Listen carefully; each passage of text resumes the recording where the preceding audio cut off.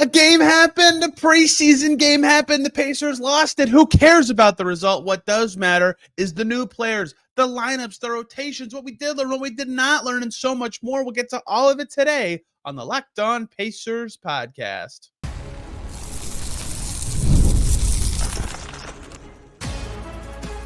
You are Locked On Pacers, your daily Indiana Pacers podcast, part of the Locked On Podcast Network, your team every day.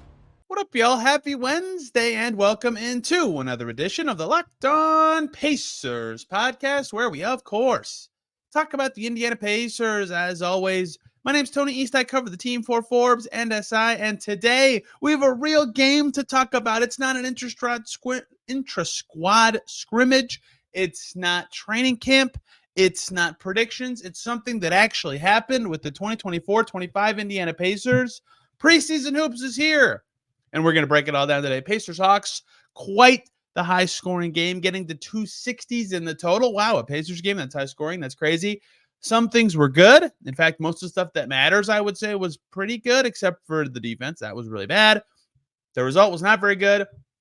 Some stuff was clarified, some stuff wasn't, and there's a lot to get into today that I'll kind of thematically dive into by running through my notes. Unfortunately, it's going to cloud a lot of this analysis. We thought that Isaiah Jackson would be out. We thought that Johnny Furphy would be out. Those are the two guys that had been missing time the most recently. But Carlisle said in the morning this would be out. We did not know Myles Turner would not play. That was determined right before the game. That's not good. That really shook things up rotationally. So there's some bits of analysis that are going to be hard because they were limited in what they could do rotationally. Like Enrique Freeman, before the Pacers totally pulled the plug, they kind of had, but totally pulled the plug on the rotation, was playing center. He's 6'7", 6'8"-ish. Either way, we can get as much as we can from what happened and what we learned about this Pacers team, starting with the starting five, which was the four non-Myles Turner starters from the end of last year, and James Wiseman filling in as the final center, or filling in as the center and the final member of that group. So an important factor in this game that I think is where I want to start is in the first half and then to start the third quarter, the sub pattern was just, here are the five starters, here are the five bench players. That's it. No mixing and matching was done. So Haliburton, Nembhard, Nesmith, Siakam, and Wiseman played together. And then McConnell, Mathurin, Shepard, Walker, and Toppin played together. And they just went back and forth between those two groups. So it's pretty easy to assess lineups that are important and assess plus minuses and how they kind of overlap. All five starters played exactly 15 minutes and 57 seconds. The Pacers won those minutes by 7. Right? If that starting five would then play 22 minutes of a real game, that's like a 10-point edge. That's good. That's what you want from a starting five. And that group did not have its third best player with Myles Turner out, right? That's a pretty good outing. And I really didn't even think the starting lineup played like that good. The Hawks aren't particularly good, but they did well against it. And so where I'll start with this group is, one, Siakam was very good. 15 points, 3 boards, 4 assists on 6 for 8 shooting. And I want to get into more of the how with him in a second. I also thought Andrew Nembhard was very good. He had 10 points, 3 boards, 3 assists on 4 for 7 shooting. Those two guys really stood out. They also were first and second on the team in shots among the starting five. Haliburton tied with Nembhard at 7. Tyrese Haliburton played a good game, and we'll talk about him in a second. But what really stood out among the starting group first, if I had to highlight a first footnote, it would be that it felt like Tyrese Haliburton was off the ball a little bit more, and it didn't hurt the team at all. In fact, I wrote this twice in my notes. One time I put feels like Haliburton is off ball more, and then in the second quarter I put Hallie is off the ball more. Am I tripping? It was a real thing that happened so much that I noticed it again and forgot I typed it down once. But what was happening in this game, and some of this is just what the Hawks have in terms of defensive resources, is Nembhard would have it and he could get wherever he wanted. No Hawks player could keep him out of the paint, out of that mid-range little turnover shoulder shot he likes, to that of the rim. If you want to take a 3, he would take a 3, right? No Hawks player could stop Andrew Nembhard from doing what he wanted. And then Siakam also had a nice little size advantage a lot of the time, even though Jalen Johnson played a very nice game. He still got shots he wanted, 8 of them to be exact. He made 6 of them. He was spinning in the lane. He was doing Siakam stuff. Okay. The thing that was different for Nembhard is the volume of time he had the ball. He would play point, and then Haliburton would be off the ball. The thing that was different for Siakam to me is when he would get rebounds and push and transition, he would push. He wouldn't pass. Sometimes he would, obviously. They try to get Haliburton the ball as much as possible, but I felt like there was more of an effort to see Siakam pushing and creating in those moments. I tweeted that was interesting to me, and people interpreted that as me saying that was bad. I don't think that's bad at all. I think that's good, especially if it can have the effectiveness it had in this game. So between Nembhard looking awesome, right? I have a note that just says it's Nembhard time. Between Siakam being more creative in transition and pushing more, and Nembhard getting to the mid range, and like there was this great Siakam Haliburton transition pass. They were flinging it back and forth, and Nembhard got wherever he wanted. Haliburton was off the ball more, and it still worked for that group. And so I'm curious what that will drift into as the season progresses, because ideally Haliburton has the ball as much as possible. That's when the Pacers are at their most potent. But if they have two other threats who can still be nearly as potent or still make this offense click the way it did last season, that's huge. That's huge for the Pacers. So that group looked pretty good.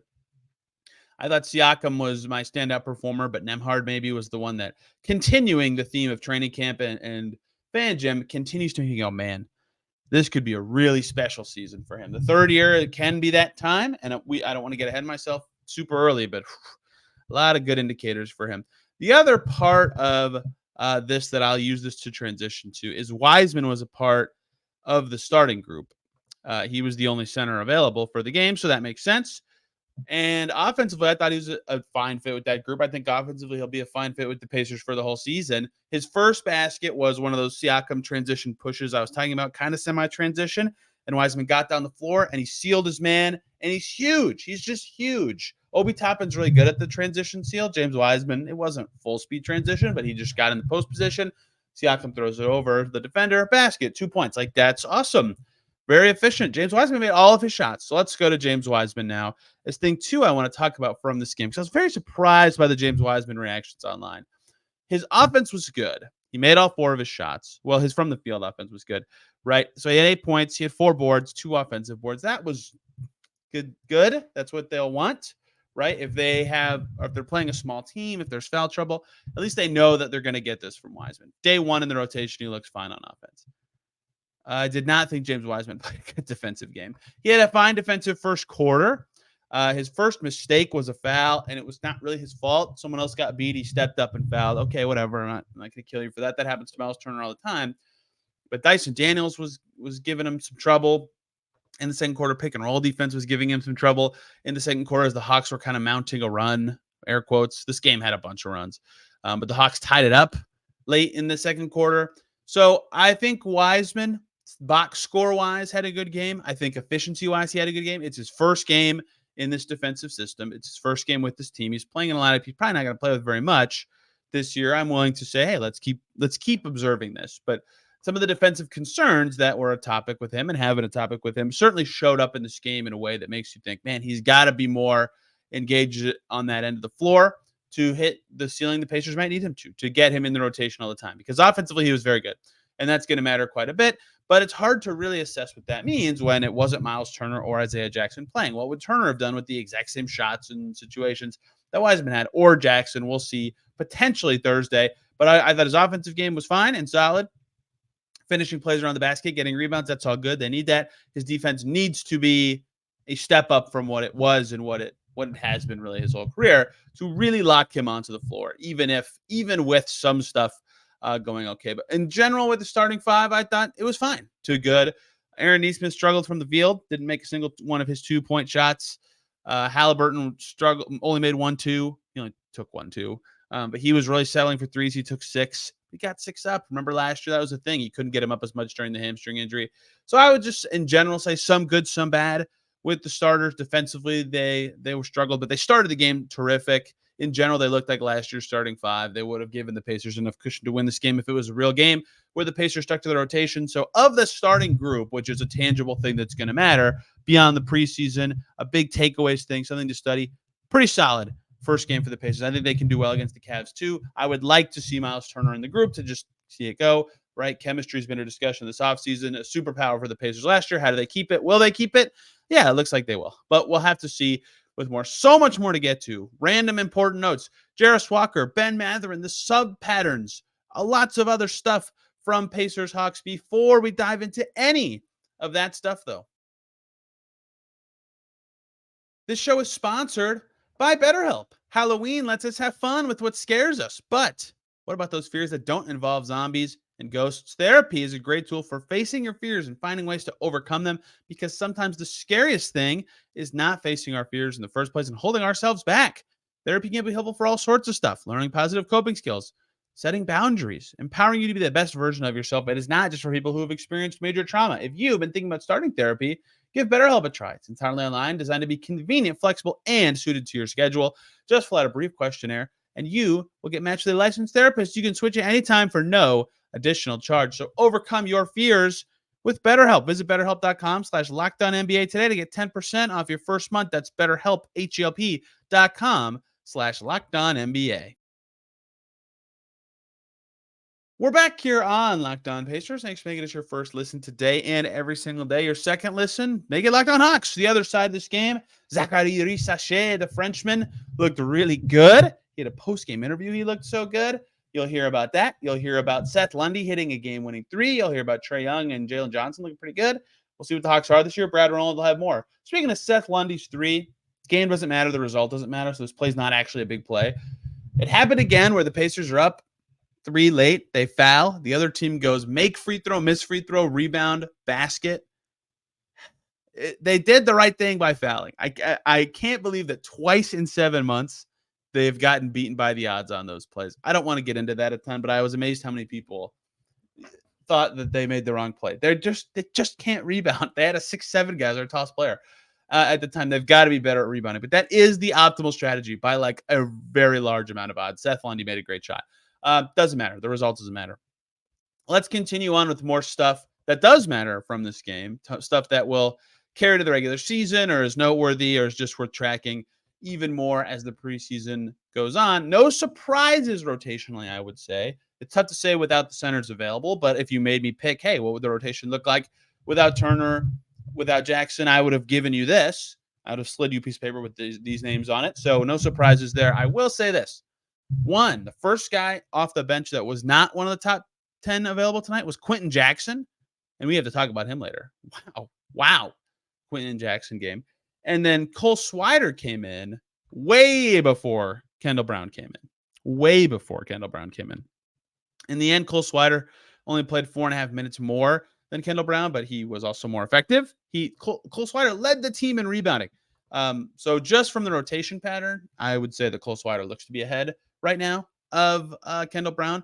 But nothing else really mattered or stood out rotationally from this game and any tangible takeaways, but breaking down the important parts of getting hints about the 15th roster spot and what they're going to do is going to be interesting. But what really, when Isaiah Jackson is back, is the one I'm most interested in, because if Turner comes back, then Wiseman's just the backup five. But how they handle this Shepherd, Jerus, and Obi and a center situation. So one of them probably can't play, but we won't learn that until they're fully healthy. So I thought, given the available resources, this is the group expected. The bench was really strange in this game. Obviously, a massive superpower for the Pacers last year. It's kind of yikes at first. In fact, they sucked in the first quarter. It really turned the game around. The Pacers were up huge totals in that first quarter. I think they got up as high as 17. I believe it was 22-5. The Pacers were ahead in the middle of the first quarter, and they were losing when the quarter ended. They stunk for the last 5.5, 6 minutes of the frame, and the bench's defense was just terrible. Even if their offense was okay, they scored like 9 points in that stretch. That's not good, but whatever.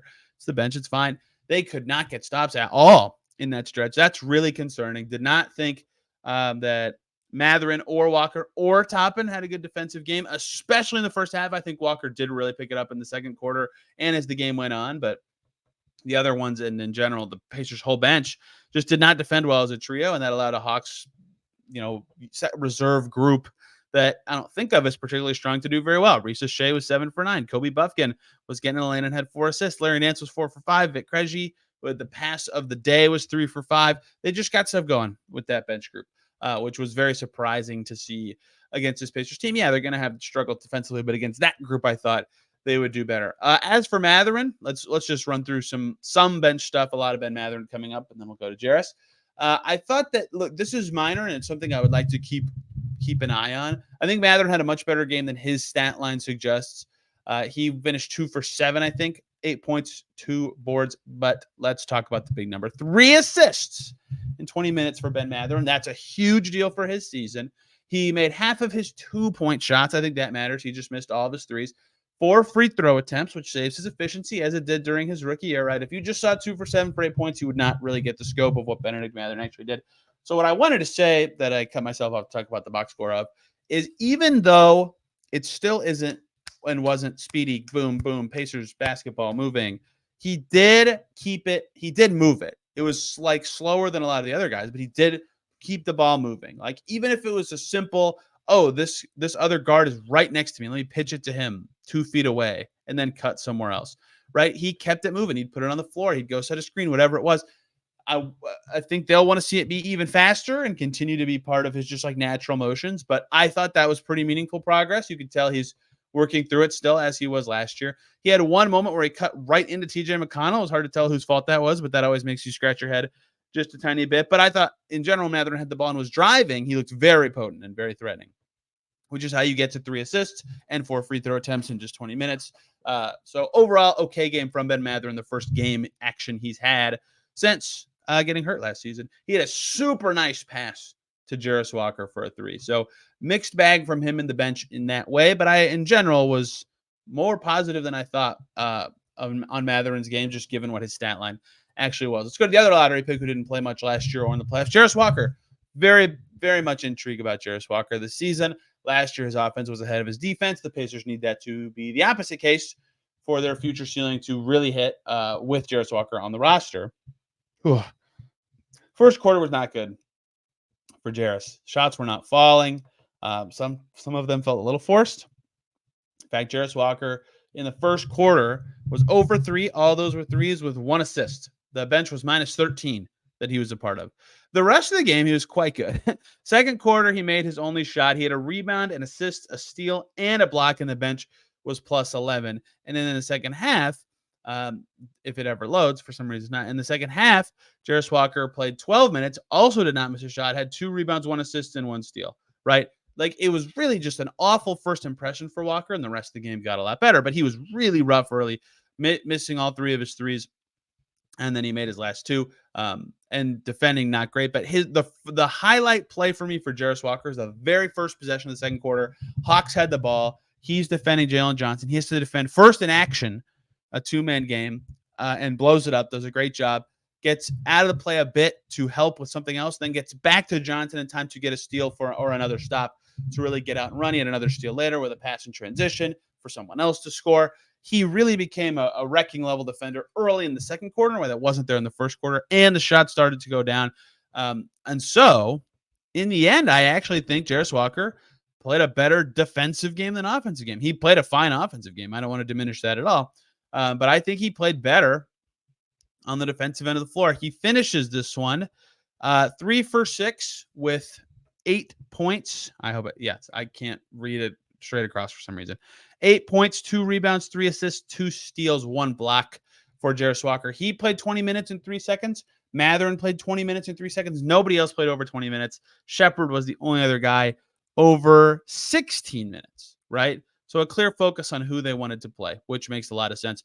But I thought some good stuff about Jerus Walker. Plenty more to get to on other players, on just general notes, on who stood out deep in the bench, and more stuff going forward on Pacers preseason. Before we get into all that, though,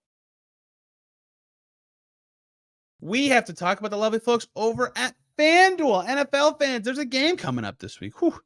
You can get started with this NFL regular season, which is rocking and rolling and have been very fun, with a big return on FanDuel. That's America's #1 sportsbook. When you get that hunch, you're watching the game, it's the middle of the game, you feel really good about what's coming. When you get that hunch, you can check out the latest stats of the action or up-to-the-minute play-by-play, so much more on the same page where you would place that bet, so you can be as informed as possible before putting it on the line. You'll get started with $200 in bonus bets, guaranteed when you place your first $5 bet. That's on FanDuel.com.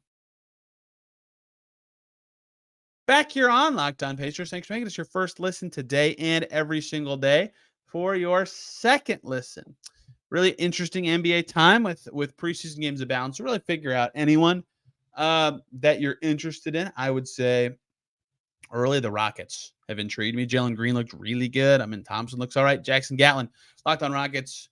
BetterHelp. I should have said this earlier, but it just made me remember thinking of the map of the NBA teams.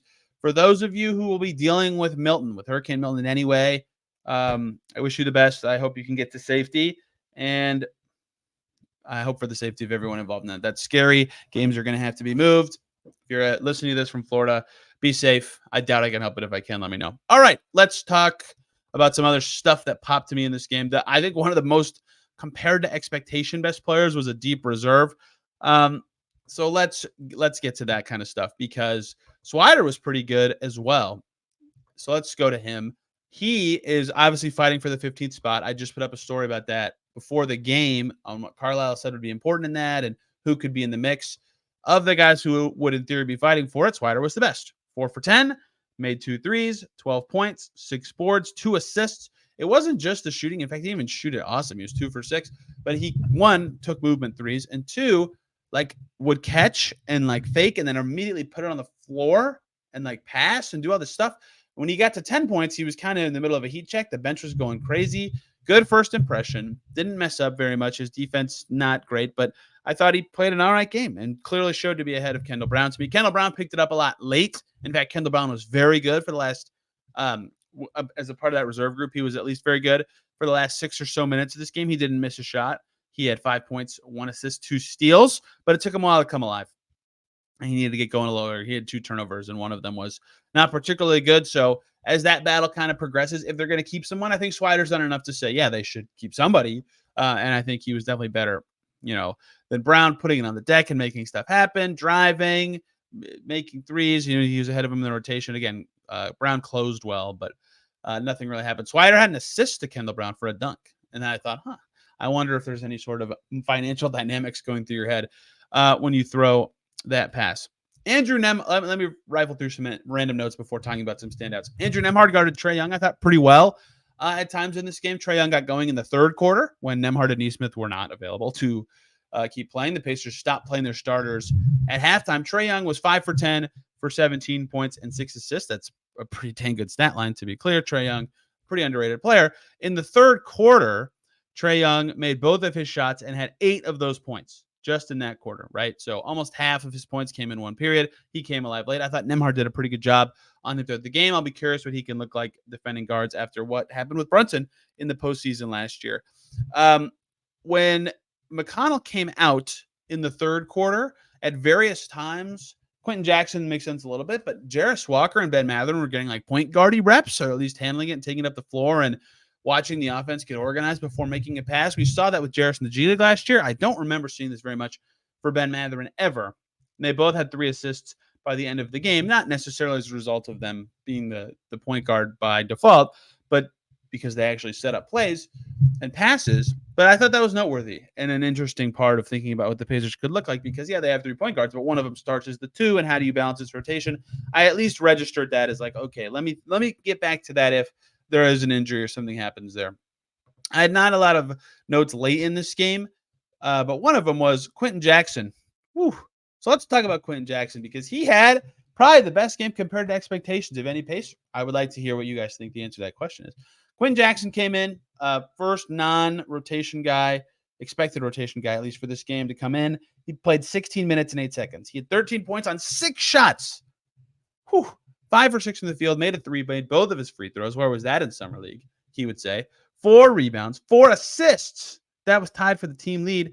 Only 1 turnover on his way to those 13 points. Sick tip slam, crafty finishes around the rim, obviously made a 3. I mean, he was moving out there. Really, really nice Quentin Jackson game. He played very well. He showed off exactly why the whole time when everybody said, why did he get this 2-way? I said, he's really athletic. He can get to the rim. I promise there's something there. That's what the something there could be. Again, his Summer League showed that this will not be there all the time, or else he would have better than a 2-way. He was pretty good. And especially compared to what I think most expected from him in this game or throughout preseason, maybe the best performer compared to expectations. Swider would certainly make a case for that with 12 points and 6 boards. But I thought especially Quentin Jackson really popped in a way that was meaningful for this game. Enrique Freeman played, the rookie, and guess what? He had 4 rebounds, and his effort was everywhere, and he had 6 points. I think it's kind of clear what his archetype is in a meaningfully good way, and I want to see more of him playing throughout the preseason. In theory, he could be in the mix for the last roster spot, right? If neither Swider,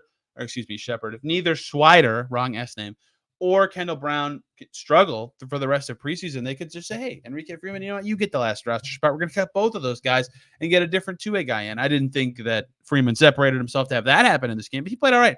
Tristan Newton, similar to his Summer League 2 for his performance in this one, 1 for 3 from the field. That's not the greatest. He ends up with 3 steals and 2 assists. He was pretty pesty on defense with his size, but he had 5 free throw attempts. That led the Pacers. Remember how good he was at getting to the line in Summer League? I think he had 9 free throw attempts in the last game. That might be a thing. I'll be curious to track that in the G League and what that ends up looking like, but he is also a new player we don't know much about, so I thought him and Freeman largely continued what we saw from them in Summer League when we were learning about who these guys are. And looking forward to seeing Johnny Furphy actually play. He is, of course, the most intriguing of all these guys. Haven't said Ben Shepherd's name yet outside of 2 seconds ago by accident. He struggled from the field at 2 for 7, didn't make any of his 2-point shots, but kept the ball moving and has shaved once again. He is back to the mustache. I liked the full beard he had going. So a little bit selfishly bummed to see him revert back in that way. Obi Toppin had a really nice game. I mean, he did everything you'd want Obi Toppin to do, especially playing the backup 5. Atlanta is, as I said on the What's the Deal episode for the power forwards with Toppin and what it would take for him to close games.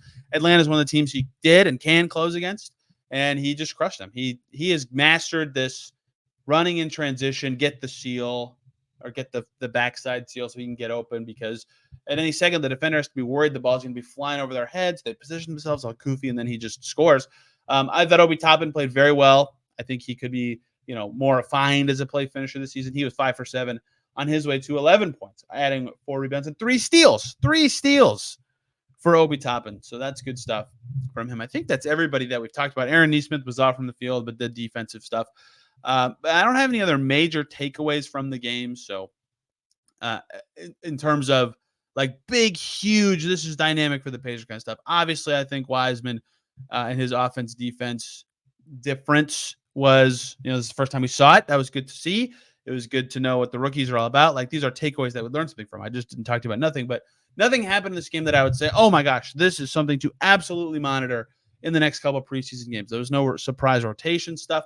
Nobody dominated who wasn't supposed to be pretty good this year. Nobody sunk who was supposed to be good this year. So there's not a lot of dominant storylines to keep up with in that way, even though a lot of little stuff that's going to matter for the Pacers a great deal is going to keep mattering. Looking forward to seeing them play again on Thursday in Cleveland against the Cavaliers. You can listen to Locked On Cavs with new host Andy Cunningham for more on that game, which we will talk about tomorrow. We'll talk a little bit about the Cavs, and we're going to talk a lot about the NBA GM survey, which has lots of Pacers in it. And we're going to talk about that 15th roster spot and what's been said about it and what matters and how that decision will end up getting made. Hope you guys enjoyed this episode. We're back. We're talking about actual games. We're not talking about what might happen or what could happen. We're talking about what did happen. Finally, I'm very excited about this. Hope you guys enjoyed today's show. Talking more preseason tomorrow and Friday after the Cavs game. Till then, everybody, have a wonderful day.